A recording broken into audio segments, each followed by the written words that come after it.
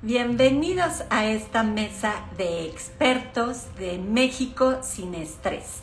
Hoy les vamos a hablar sobre el uso y abuso del poder.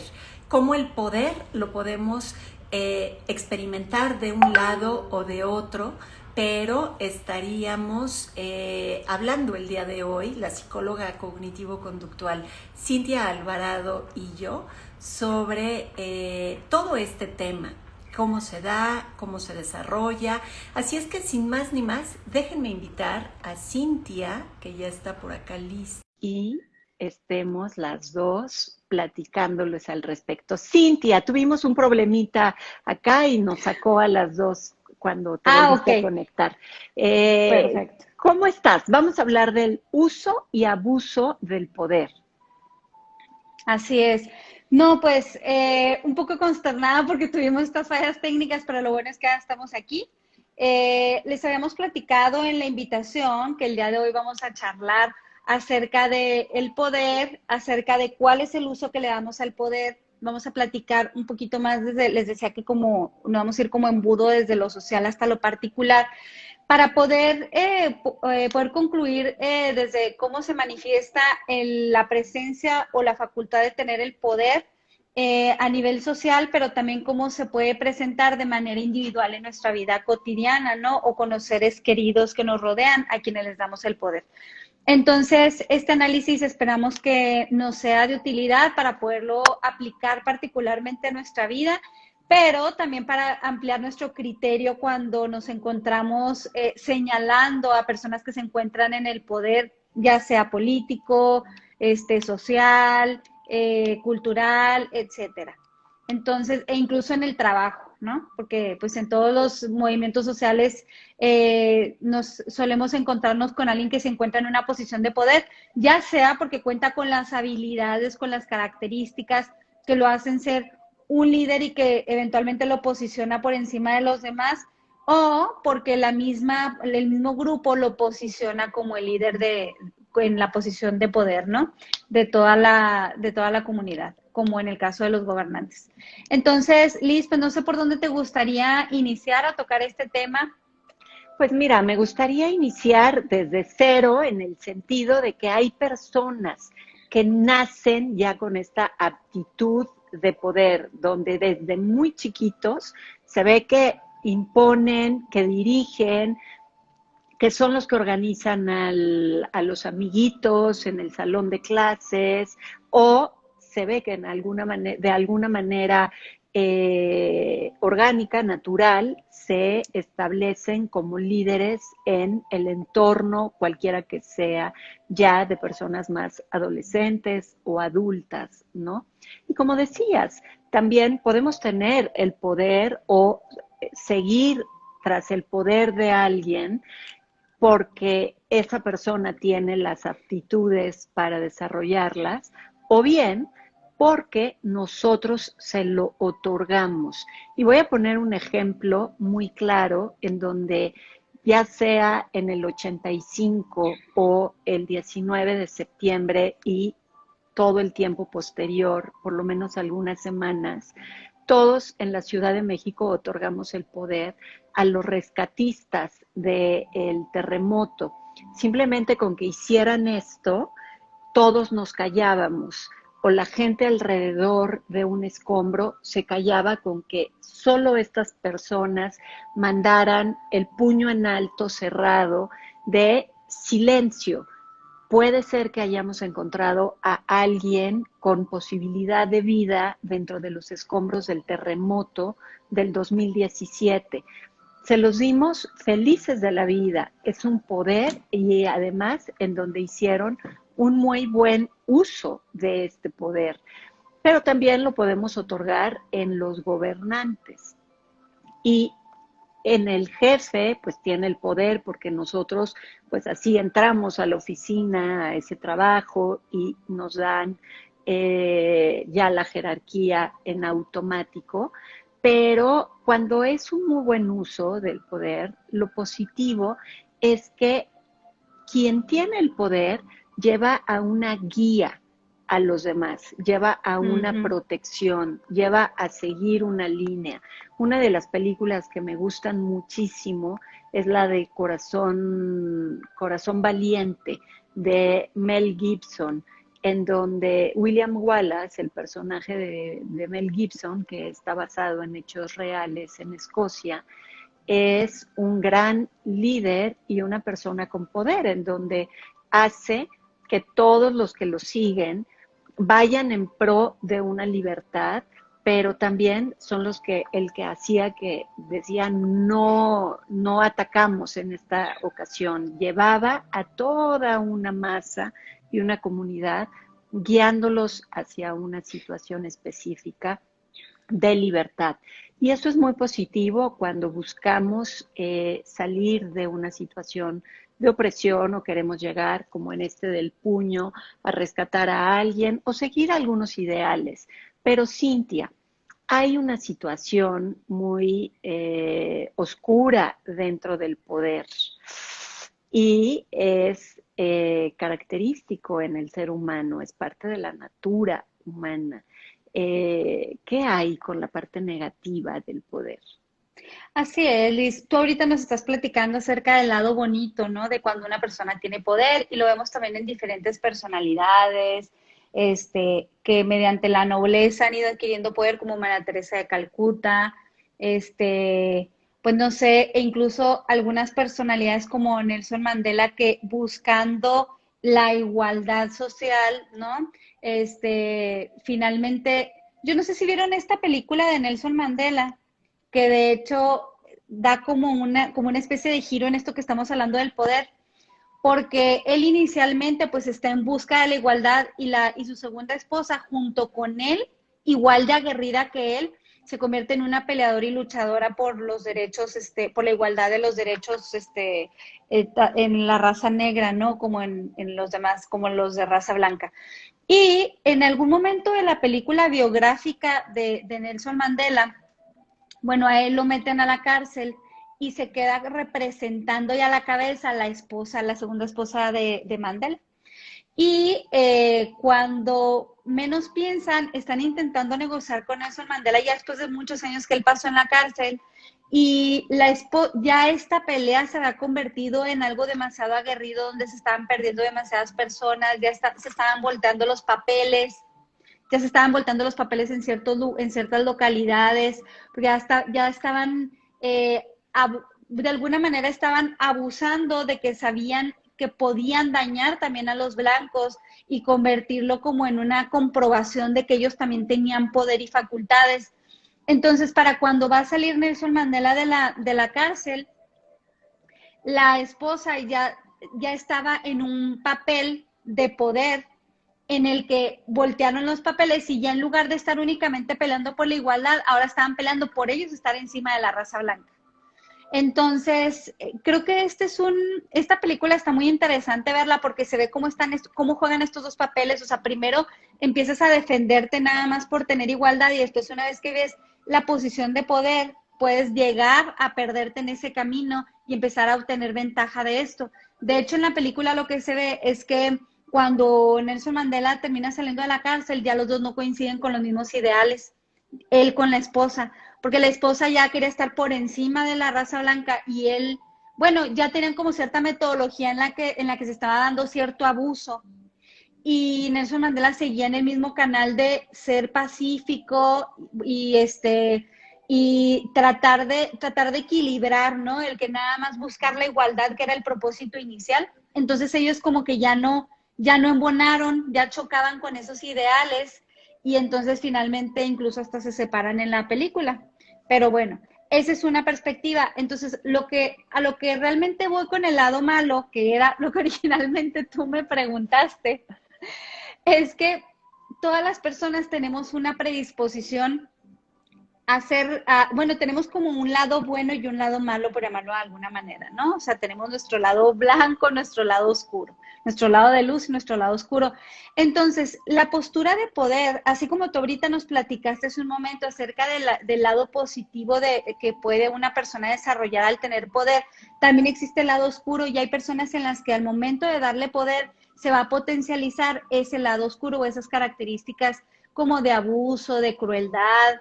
De hecho, casi todos estamos preparados para contender con la adversidad, pero si quieres conocer algo, ya sea el carácter o el temple de una persona, dale poder. Y con eso vas a poder identificar exactamente de qué está hecha esa persona. ¿Por qué? Porque va a aflorar su verdadera identidad, va a aflorar lo que predomina más en esa persona, en ese individuo.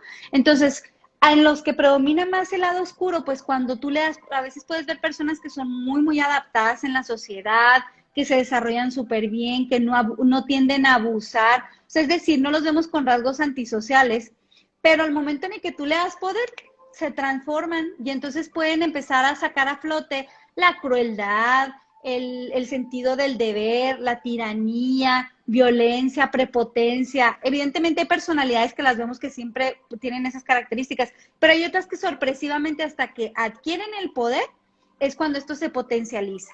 Y yo creo que de este ejemplo, ustedes se les ha de llenar la cabeza de posibilidades y de fotografías y de imágenes, porque los tenemos muchísimos y tanto en áreas gubernamentales como en los trabajos, ¿no? Entonces, yo creo que está de más que les ponga ejemplos y que me exponga aquí a poner los ejemplos muy claros. Todos sabemos, todos tenemos identificado, por ejemplo, dentro de la política, dentro de las figuras políticas, personas con este tipo de identidad que se encuentran ante el poder, se sienten omnipotentes y entonces en ese momento sacan a flote todas estas características de su lado oscuro, ¿no?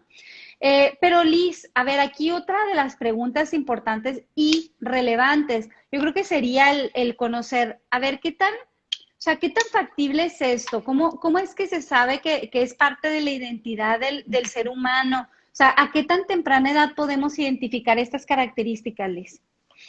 Me encanta que lo digas porque justo yo estaba platicándoles al inicio de que hay personas que nacen con estas aptitudes para tener poder y que desde chiquitos se ve cómo se posicionan. Pero los psicólogos, que somos expertos y nos encanta estudiar la conducta humana y la verdad se vuelve nuestra pasión, tenemos algo que seguramente ustedes han visto en las películas que se llama cámara de Gesell. La cámara de Gesell es este lugar en donde de un lado hay un espejo y del otro lado se ve hacia el espejo. Seguro lo han visto en las películas donde están interrogando al detenido y del otro lado está el jefe de policía o el inspector o el detective y del otro lado está pegándole en la mesa el otro policía al detenido, ¿no? Pero bueno, eso es en el tema policial, pero nosotros no lo usamos así, pero sí estudiamos las conductas humanas de esa manera. Y una de las poblaciones que más estudian bajo cámara de Gesell son a los niños. Y entonces se han hecho estudios en donde se ponen un grupo de niños que puede ser tan chiquitos como 4 o 5 años, o desde 4 o 5 años, pero hay algunos desde 3, donde les voy a poner 2 ejemplos de estudios. Uno, se pone un caramelo o algo muy apetitoso para los niños, unos helados, por ejemplo, y la instrucción es: voy a salir, ninguno de ustedes se lo puede comer, lo tienen que cuidar para que esté así como lo estoy dejando cuando yo regrese, ¿ok? Y en el otro estudio es la misma instrucción, pero se le dice: a ver, Juanito, tú vas a ser el encargado de resguardar el helado, no se lo puede comer nadie. Y entonces se observa, tanto de un lado como de otro, y no nada más una vez, sino se replican estos grupos con diferentes niños de situaciones similares para ver cómo reaccionan.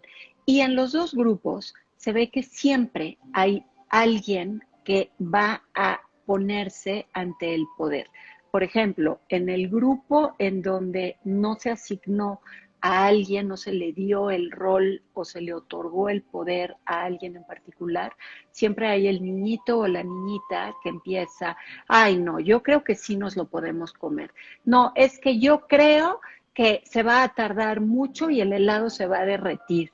No sé ustedes, pero yo voy a darle una probada. Una probadita no es nada. O, a ver tú ve, tú pruébalo o pásamelo o a ver tú y va dando instrucciones hacia los demás. Y en el otro se ve lo similar, pero a veces es Juanito el asignado al que le otorgaron el poder, el que dice, no, nadie puede, pero yo solo, como me lo dejaron cuidando, yo solo le puedo dar una probadita.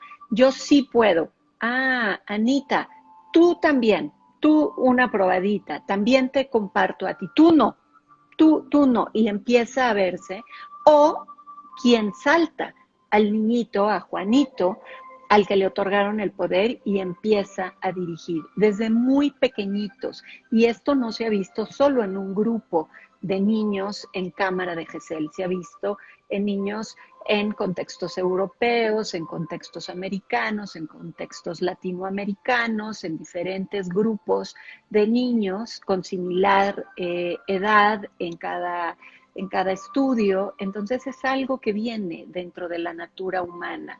Sin embargo, Cintia, también los psicólogos podemos llevar a cabo estudios que pueden llegar a situaciones pues muy realistas, como el estudio famoso de la película, no sé si han visto El Experimento, con una es con Adrien Brody y otra es alemana. La alemana no me gusta porque termina todo fantasioso y Adrien Brody en esa película americana es un poco más realista, pero replican el experimento de Stanford de Philip Zimbardo.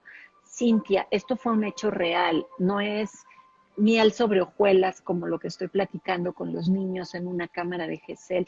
Platícanos sobre esta investigación, estudio de campo que hicieron con la Universidad de Stanford.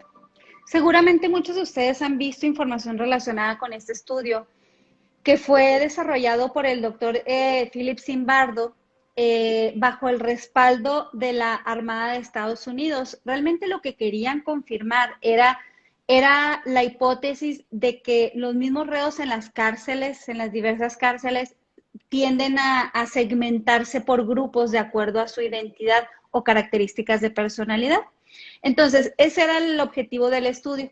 Pero a final de cuentas, bueno, lo estructuraron en la Universidad de Stanford, en el área de psicología, que era toda la planta baja, lo acondicionaron como si fuera una cárcel, y luego publicitaron, hicieron una convocatoria para invitar a jóvenes universitarios a participar y les iban a pagar, imagínense, fue en los 70s y les iban a pagar $15 diarios, o sea, era como muy tentador.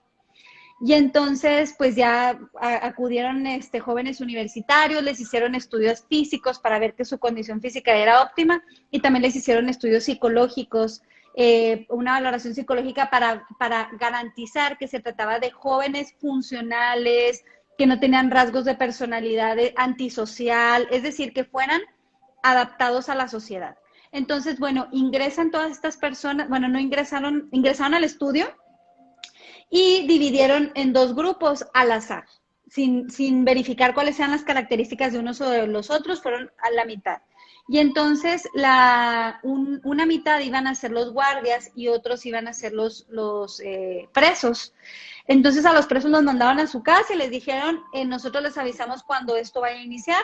Y entonces a los carceleros les dieron su uniforme de policía, sus porras, lentes oscuros para que no tuvieran contacto visual con los reos, y entonces les dijeron que no podían ejercer violencia física, pero que ellos tenían toda la facultad y el poder para tener controlada la cárcel, entonces que se valieran por sus propios medios para poder tener controlada la situación en la cárcel. Entonces, ¿qué ocurre? Cuando empieza el experimento, a los carceleros les dan un horario, una jornada, y cuando terminan ellos se pueden ir a descansar a su casa como si realmente fueran unos carceleros. Y a los presos que los han mandado a su casa, ¿Cuándo fue el momento en el que empezó el experimento? Pues en el momento en el que la misma Armada de Estados Unidos van y los recogen a su casa en un día cualquiera. O sea, ellos estaban sin esperarlo, estaban en su casa, o algunos a lo mejor estaban viendo, bueno, no sé si viendo la televisión, ¿qué podían estar haciendo? Que de repente llegó la Armada por ellos acusándolos de robo. Se los llevaron, esto con la intención de que fuera lo más real posible. Entonces se los llevaron a la Universidad de Stanford, donde se supone que estaba habilitada esa cárcel, y desde el primer día, pues los prisioneros fueron víctimas de actos, pues sádicos, le llaman, ¿no? Pero con decirles que para el segundo día ya se organizaron en un motín todos los presos. Entonces, ¿qué fue lo que hicieron los carceleros? Pues los dividieron en dos grupos para simular que se estaba infiltrando información entre ellos mismos. Acuérdense, divide y vencerás. Entonces, lo que intentaron fue dividir al grupo.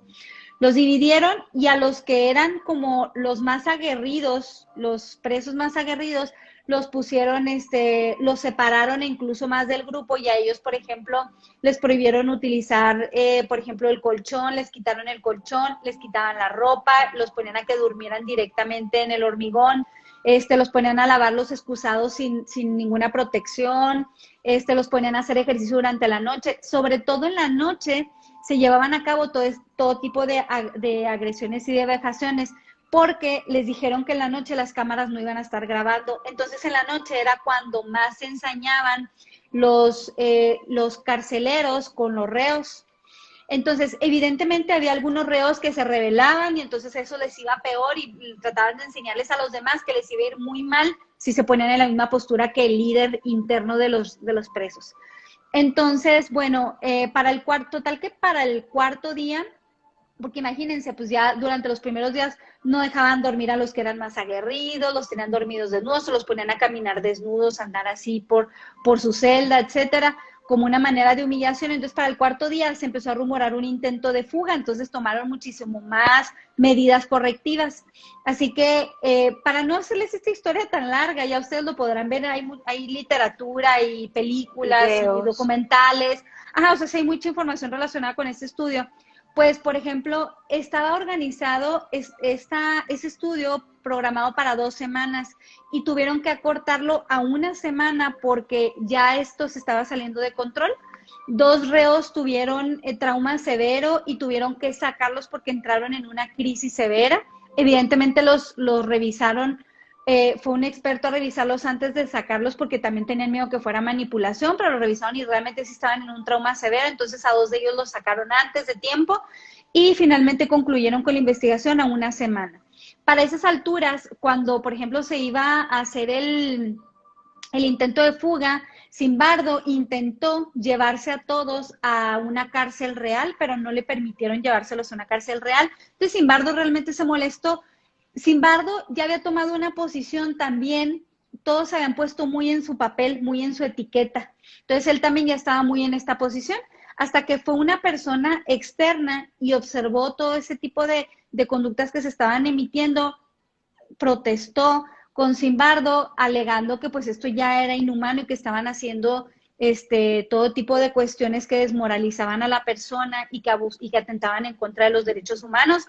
Entonces, por ese motivo fue como que reaccionaron y tuvieron que suspender el estudio, la investigación. ¿A qué viene todo esto?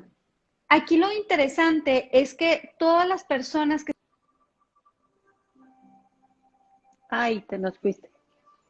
Exactamente, pero ya estoy aquí.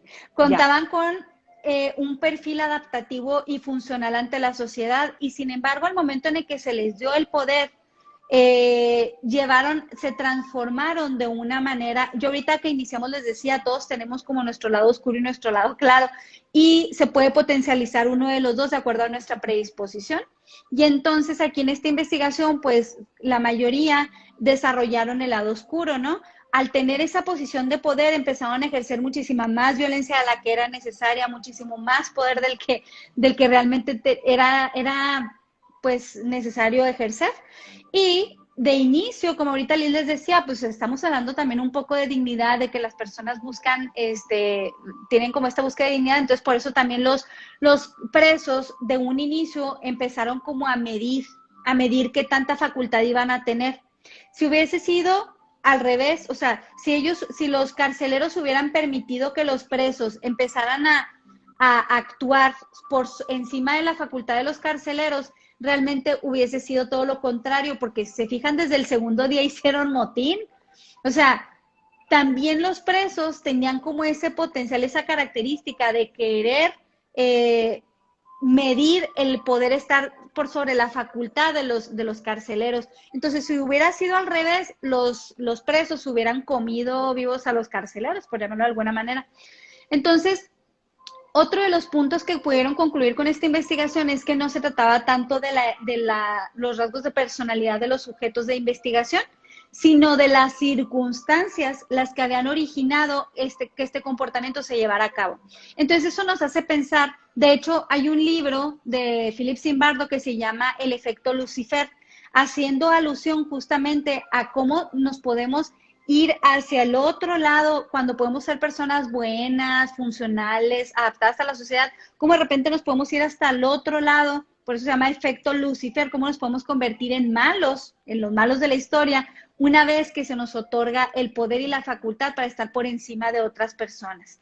Entonces, bueno, yo creo que sí es un dato muy importante que todavía en la actualidad nos puede ser de utilidad para verlo en estudio, en forma, pero también eso lo vemos en la vida cotidiana, lo que les comentaba del ejemplo de Nelson Mandela, y cómo en algunos grupos sociales, lo podemos ver ahorita en la actualidad, en el afán de defenderse inicialmente, de buscar igualdad, cuando menos pensamos, en cuanto se nos empieza a escuchar y en cuanto adquirimos poder, ya sea otorgado por la sociedad o por las instituciones gubernamentales, cuando menos pensamos, ya el grupo a veces se va hasta el otro lado y ya no nada más pierde el objetivo de buscar igualdad, sino que a veces llega un punto en el que comienzan a abusar de esa autoridad, de esa facultad y de ese poder que la misma sociedad les otorga como grupo. Y hay ocasiones en las que justamente hay un abuso de poder en estos casos. Todo lo que empieza por defenderse inicialmente, a veces finalmente termina convirtiéndose en un abuso de poder. Yo no sé qué otro punto te gustaría tocar, Liz, referente a esto, si nos vamos un poquito más a lo particular. Mira, ahorita que estabas platicando esto, se me viene a la mente y estaba tratando de recordar de qué universidad fue, pero no recuerdo el estudio famoso de Milgram, en donde también algo que... pregunta de Arturo Fue en Yale. Vasconcelos en Yale. Arturo Vasconcelos pregunta que si el poder siempre tiene una connotación negativa. No, Arturo, tú llegaste un poquito después, ya que habíamos hablado de que el poder guía, el poder lleva a metas, el poder dirige a un grupo en pro de un bien común. Y yo ponía el ejemplo en el 85 y en el 2017 ante el terremoto o los terremotos en la Ciudad de México, cómo nosotros, población, le otorgamos el poder a los rescatistas y con que solo hicieran esto, todo el mundo se callaba en pro de encontrar a alguien con vida dentro de los escombros. Y así como eso, podemos encontrar muchas cosas loables y positivas del poder.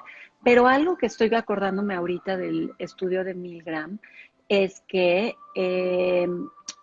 cuando alguien tiene poder y te da a ti una instrucción, te exime de la responsabilidad. A mí me dijeron que lo tenía que hacer. Y entonces, bajo esta hipótesis, Milgram hizo el siguiente estudio. Llevó a sujetos, los psicólogos le llamamos sujetos a personas, llegó a personas en donde eran candidatos, no sabían de qué se iba a tratar. Y aparentemente la otra persona era otro candidato, pero era parte del equipo de investigadores. Entonces, la parte del equipo de investigadores iba a funcionar como paciente. Un paciente al que se le iba a estudiar y se le iban a dar estímulos eléctricos en el cuerpo y les conectaron chupones y cosas, electrodos, para que sintieran, mira, te lo ponemos a ti, siente cómo pasa electricidad. Ah, no, sí, sí les están pasando electricidad. Y ya conectaban a los otros sujetos, pero eran investigadores, ¿no? Y entonces llegaba una persona con bata, con poder, con autoridad, y entonces le decían, como el aparato va a estar conectado de este otro lado, cámara de Gesell, entonces la persona va a estar aquí, tú la vas a estar escuchando y nosotros le vamos a estar subiendo, y le hago así porque fue hace muchos años y no era así el subir la intensidad, sino con una perilla.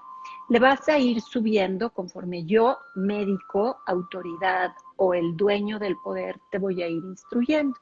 Y entonces le subía un poquito y se escuchaba una grabación, no era la persona. Recuerden que el que era paciente y al que le habían conectado era una persona del mismo equipo de investigación. Y lo que se escuchaba era la grabación que decía, au, au, ouch. Y ok, entonces súbele un poquito más, au, ah. Y el grito era de mayor dolor. Y el investigador le decía, súbele más, y los gritos eran alaridos de dolor. Pero lo que se vio estadísticamente significativo es que si el doctor, el del poder, daba la instrucción de súbele un poco más, llegaron a aceptar subir la intensidad de los estímulos eléctricos a tal magnitud que hubieran matado a las personas con esa cantidad de electricidad transmitida. ¿Por qué? Porque a mí me eximieron de poder. A mí él me lo dijo, él es el de la bata. Hubo muy poquitas personas que se negaron, estadísticamente significativo, no significante, o sea, no significativo. En realidad, las personas obedecieron ante la persona que tenía poder. Entonces, imagínense si yo, gobernante, les digo, vamos a, en contra de, vamos por, etcétera, etcétera, y en este caso, hablando de gobernantes, con la fuerza de la masa, la psicología de la masa, se pueden llegar a hacer muchas cosas, ¿no? Entonces, hoy estamos hablando del uso y abuso del poder en la connotación negativa, aunque preguntabas, Arturo, si todo era negativo, pero bueno, para eso quisimos dirigir la plática de hoy de la mesa de expertos, porque queremos pues mostrar la natura humana, ¿no? Y reforzar, mostrando la parte oscura de la natura humana, pues trabajar en nosotros mismos. ¿Por qué las personas que están bajo un abuso de poder levantan la voz, buscan ayuda con otros uniéndose? Porque van a las autoridades, porque lo que buscan es dignificarse, lo que buscan es un equilibrio, una equidad, lo que buscan es resarcir ese abuso de poder. Y eso también es algo que necesitamos equilibrar, ¿no? No sé, Cintia, si tú quisieras comentar algo más al respecto. Sí, Liz, yo sí quisiera agregar algo, que en la vida cotidiana, ahorita lo estamos poniendo en ejemplos. Hola Marigoye, nos manda mensaje. Ahorita estamos poniendo ejemplos populares, es decir, ejemplos a los que ustedes pueden tener acceso si lo buscan en internet, y ahí pueden conocer más acerca de estas investigaciones que les estamos comentando. Pero también de aquí yo lo quisiera traspolar a nuestra vida personal, porque a final de cuentas, como comenta Liz, esta es la natura humana. Y como también ahorita pone el ejemplo de María Teresa de Calcuta y demás, o sea, cómo a veces puede ser usado el poder en pro y en beneficio común y de los demás. También, pues lo que se ha encontrado es que la mayoría termina generando un desbordamiento de características antisociales, ¿no? Entonces, yo creo que es importante que ya teniendo esta antesala nos pongamos a observar a nuestro alrededor, nosotros somos dueños de nosotros mismos, de lo que queremos, de lo que pensamos, de nuestros anhelos, de nuestras conductas, pero a final de cuentas sería bueno que observáramos a nuestro alrededor a quién de las personas que nos rodean nosotros les estamos dando poder sobre nosotros. Nosotros les estamos dando facultades para incidir de manera positiva o negativa sobre nosotros. Esto puede ocurrir desde con mentores a quien depositemos nuestra confianza profesional, puede ocurrir en nuestras parejas, en quien depositamos toda nuestra confianza para movernos a la par y que no movemos un pie si nuestra pareja no lo mueve también él o si no nos da luz verde para hacerlo. Lo podemos hacer con familias, por ejemplo, con nuestros papás, que exista un apego muy grande, por ejemplo, por mamá o por papá y que le demos toda la facultad y todo el poder para ejercer su voluntad sobre nosotros bajo el argumento de que pues se trata de quien me dio la vida, se puede tratar de hermanos, se puede tratar de amigos incluso. A mí sí me ha tocado ver personas que otorgan toda la facultad a las amistades para decidir con qué pareja voy a estar, a qué me voy a dedicar, qué voy a hacer, qué decisiones voy a tomar.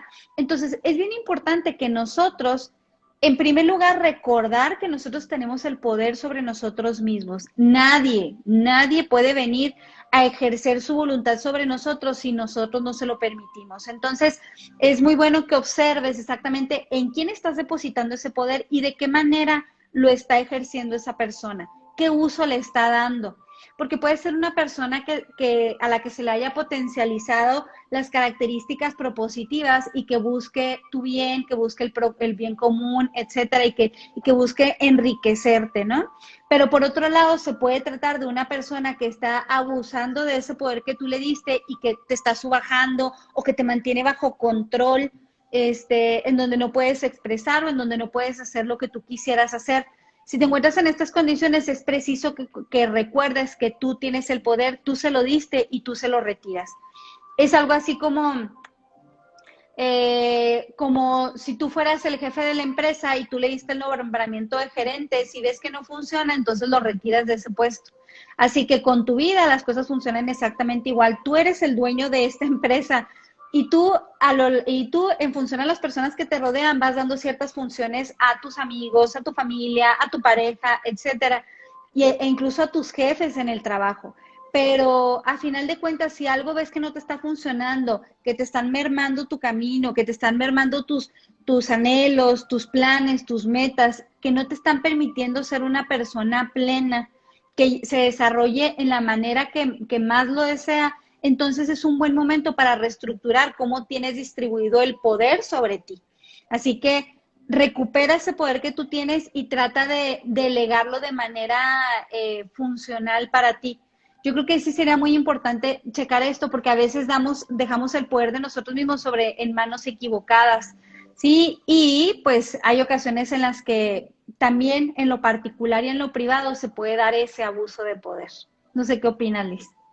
Que me gusta mucho con qué estás llevando, hacia dónde estás llevando la plática, porque justo estuvimos hablando de bullying y de mobbing en las últimas dos mesas de expertos y justo lo que hay ahí es un abuso de poder, bullying en los niños y mobbing en los adultos en contextos laborales, ¿no? Y lo que decía Andrés justamente el martes pasado en la mesa de expertos era que dio recomendaciones asertivas para qué hacer si tú estás siendo víctima de mobbing. Y entonces es quitarles el poder y tener esta asertividad para poder contrarrestar ese poder. Está en nosotros, y como dices, me encantó. Nosotros se los dimos, nosotros se lo quitamos y solo nosotros somos dueños de nuestro poder, de nuestras decisiones. Entonces, ¿para qué estar dando poder si hay abuso? En el Así caso es. que haya. E incluso tú ahorita comentaste que a veces las personas al momento de llevar a cabo la acción que están emitiendo, cuando es instruida, cuando cuentan por el respaldo del líder o de la persona autoritaria, se sienten respaldados y entonces no se responsabilizan de lo que hicieron porque pues es que él me dijo, al cabo él es intocable.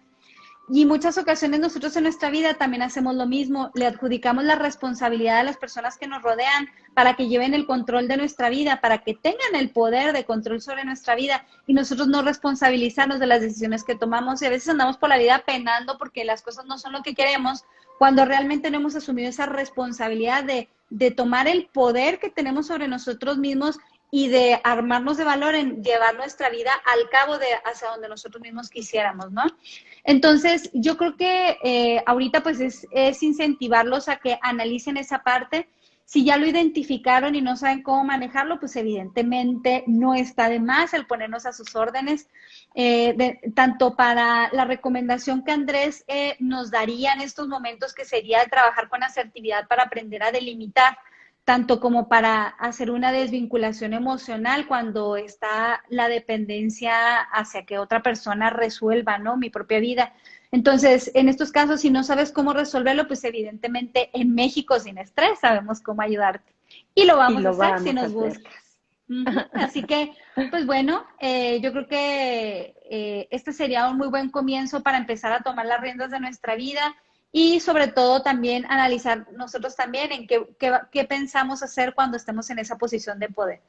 Porque todos tenemos esa tendencia a que nos vayamos hacia uno de los dos costados. ¿Tú hacia qué lado te irías? Realmente no lo sabes.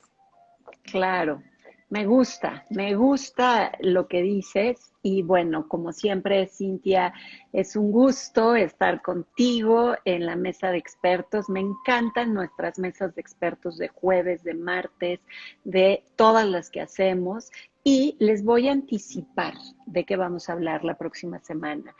El martes 20 vamos a hablar Andrés González y yo sobre cómo resolver un conflicto asertivamente.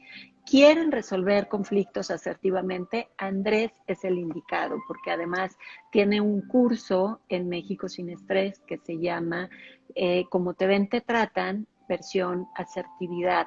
Y vamos a hablar de cómo resolver conflictos asertivamente. Y el jueves 22 estaremos otra vez, Cintia y yo, en conflictos, necedad o necesidad.